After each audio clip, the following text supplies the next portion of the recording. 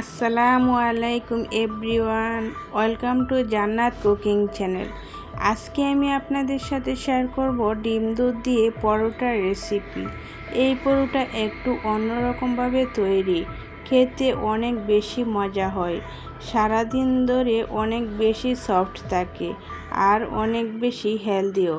ছোট থেকে বড় সকলেই খুবই পছন্দ করবে আর এই পরোটা তৈরি করে বাচ্চাদের টিফিনেও দেওয়া যাবে।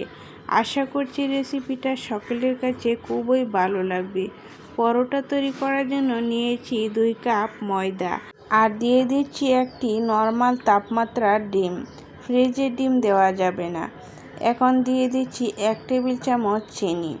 এখানে চিনির পরিমাণটা এর চেয়ে বেশি দিলে খেতে ভালো লাগবে না। আর দিয়ে দিচ্ছি স্বাদ অনুযায়ী লবণ। দিয়ে দিচ্ছি 1 টেবিল চামচ রান্না করা রেগুলার তেল। এখন আলতোভাবে সবগুলো উপকরণ হাতের সাহায্যে মিশিয়ে নেব। খুব সুন্দরভাবে মিশিয়ে নিতে হবে। দিয়ে দিচ্ছি কুসুম গরম দুধ। কুসুম গরম দুধ অথবা কুসুম গরম পানি দিয়ে ডোটা তৈরি করা যাবে। অল্প অল্প দুধ দিয়ে আমি ডো তৈরি করে নিচ্ছি।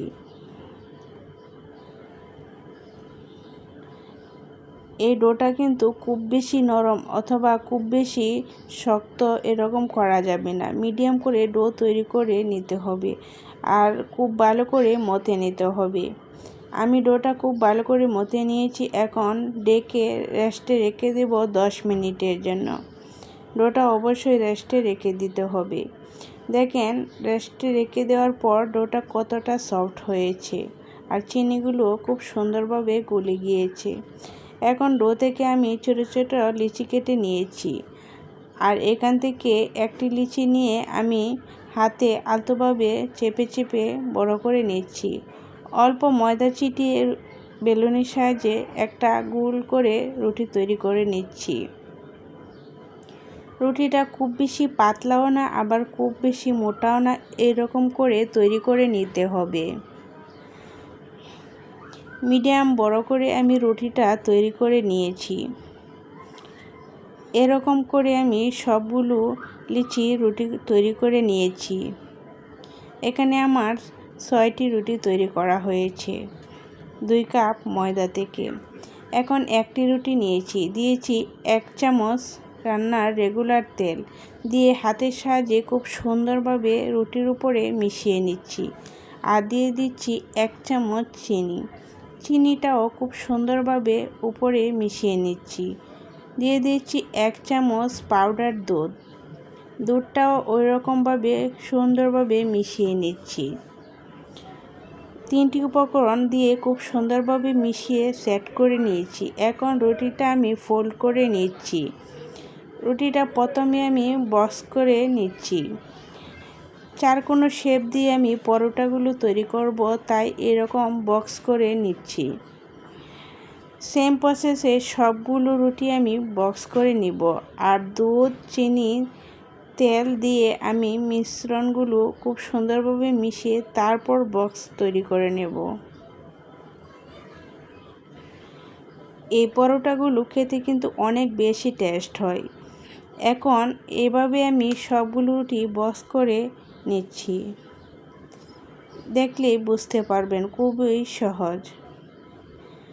সবগুলো রুটি আমি খুব সুন্দরভাবে বক্স করে নিচ্ছি যাতে বেলতে সুবিধে হয় আর রুটিগুলো ভাজতে খুব সুবিধা হবে এভাবে আগে তৈরি করে রেখে দিলে।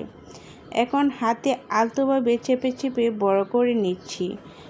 অল্প ময়দা ছিটিয়ে রুটিটা আলতোভাবে চেপে চেপে বেলে নেব আর বেলার সময় রুটিটা উলটপালট করে বেলে নিতে হবে। এক পিঠ দিয়ে কিন্তু বেলা যাবে না, তাহলে কিন্তু ভিতরের পুরটা বের হয়ে যেতে পারে। আর খুবই সাবধানে রুটিটা বেলে নিতে হবে। আর রুটিটা এরকম মোটা রেখেছি, খুব বেশি মোটাও না আবার খুব বেশি পাতলাও না। পরোটা যেরকম হয় ওই রকম মোটা করে তৈরি করে নিয়েছি। সেম প্রসেসে আমি সবগুলো রুটি তৈরি করে নিয়েছি। এই যে দেখেন রুটিগুলো এরকম মোটা করে তৈরি করে নিয়েছি। এখন রুটিগুলো বেজে নেব। চুলায় একটি প্যান বসিয়ে আমি প্যানটা ভালো করে গরম করে নিয়েছি আর চুলার আঁচটা মিডিয়াম টু লোতে রেখে দিয়েছি। একটা রুটি দিয়ে আমি এক পিঠ দিয়ে 5 থেকে 6 সেকেন্ড বেজে নিয়েছি। যখন হালকা সাদা সাদা হয়ে যাবে তারপর রুটিটা উল্টিয়ে দিতে হবে। এইভাবে কিছুক্ষণ বেজে নেওয়ার পর দেখবেন রুটিটা ফুলে উঠতে শুরু করছে। তারপর দিয়ে দিচ্ছি 1 টেবিল চামচ রান্না করা রেগুলার তেল। তেল দেওয়ার সাথে সাথেই দেখবেন রুটিটা একবারে বালিশের মতো ফুলে যাবে। এখানে রুটিটা কিন্তু একবারে চাপাচাপি করে ফোলানো লাগবে না, রুটিটা নিজে নিজেই ফুলে উঠবে। এই রুটিগুলো আমি সুন্দরভাবে মুচমুচে করে বেজে নিচ্ছি। আমার রুটিটা ভাজা হয়ে এসেছে, এখন নামিয়ে নিচ্ছি। এরকমভাবে আমি আরও একটি রুটি বেজে দেখাচ্ছি। দেখেন কিছুক্ষণ বেজে নেওয়ার পর রুটিটা ফুলে উঠতে শুরু করছে। তারপর তেল দেওয়ার সাথে সাথে দেখবেন রুটিটা একবারে বালিশের মতো হয়ে যায়। এই রুটিগুলো কিন্তু খুব সুন্দরভাবে ফুলে আর খেতেও কিন্তু অনেক বেশি মজার হয়। এরকম মুচমুচে করে আমি সবগুলো রুটি ভেজে নিয়েছি। দেখেন রুটিগুলো দেখতে কত সুন্দর হয়েছে আর অনেক বেশি সফট হয়েছে। আর রুটিগুলো কিন্তু সারাদিন ধরেই অনেক বেশি সফট থাকে, খেতে হয় অনেক বেশি মজার।